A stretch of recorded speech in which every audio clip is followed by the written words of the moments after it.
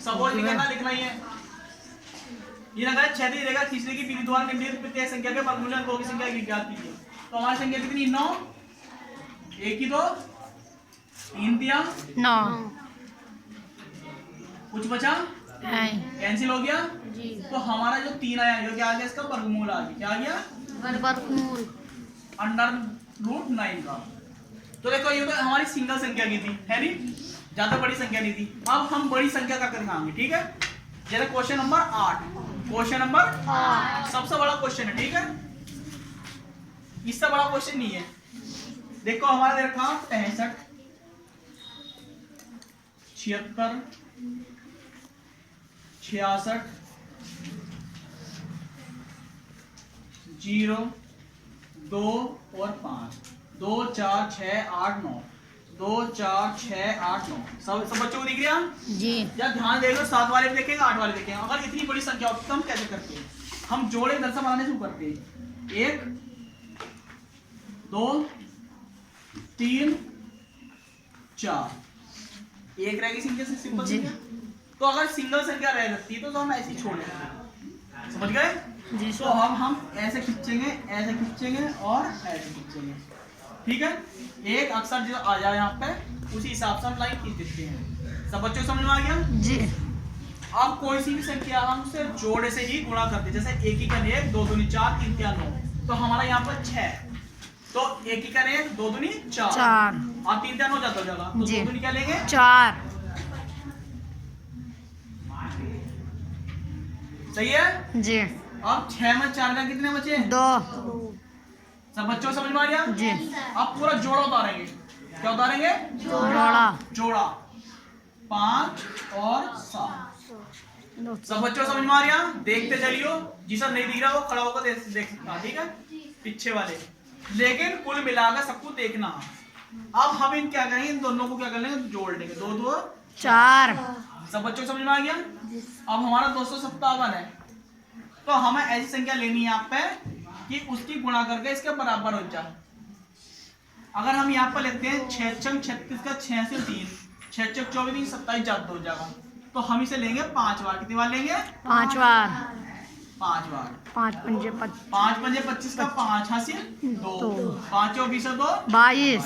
5 बार लिया तो 5 हम यहाँ पर लिख देंगे ठीक है। अब फिर एक लाइन खींचेंगे, 7 में 5 गया 2, 5 में 2 गया 3, आगे कुछ नहीं बचा। अब फिर एक जोड़ा डाल लेंगे 6 और 6 ठीक है। 45 5 कितने हो गए 50 ठीक है। अब हमारा यहाँ पर क्या 3266 है, तो यहाँ पर कितनी संख्या लेंगे कि इसके लगभग बराबर हो जाए, कम हो जाए ठीक है, ज्यादा नहीं होना चाहिए बस। तो हम यहाँ पर लेंगे कितने बार 6 बार, 6 छंग 36 का 6 हासिल 3, तो 0 लगा हुआ था 36 का 36 हो जाएगा और 6 पंजे। सब बच्चों को समझ में आ रहा नहीं आ रहा। तो 6 में 6 का 0, 6 में 3 का 3 उतारा 2 ठीक है। अब ये वाला जोड़ा उतारेंगे 60 सही है। तो 506 और 6 कितना होगा 512 सही है। अब यहाँ पर संख्या लेंगे कितने बार लेंगे 4 बार लेंगे। 4 चौक 16 का 6 हासिल 1, 4 दूनी 8 1 9, 4 एकम 4 और 4 पंजे 20। 4 2 अगर 5 लिखते तो ठीक है। तो यहाँ पर कितने बार लिया हमने, पहले देखो 5 लिया था, फिर 6 लिया था, आपका कितना लिया 4। सब बच्चों को समझ में आ रहा है। अब फिर यहाँ पर एक डंडा खींच लेंगे, 10 में 6 गया 4, ये बचा 5, 15 से 9 गया 6, ये बचा कितना 9, 9 में से 4 गया 5, यहाँ पर 0 तो यहाँ पर 2 बचा 2। इतना बच्चा समझ में आ गया। उतारा 2 और 5 पूरा जोड़ा उतार लिया, तो कितना हो गया 4 4 8 2 1 और 5। अब यहाँ पे ऐसी संख्या ले हम कि पूरा पूरा कट जा।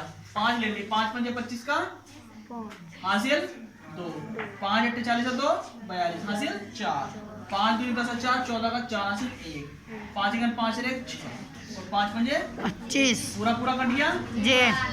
कट गया। तो यो 5 हमने यहाँ पर ले लिया ठीक है।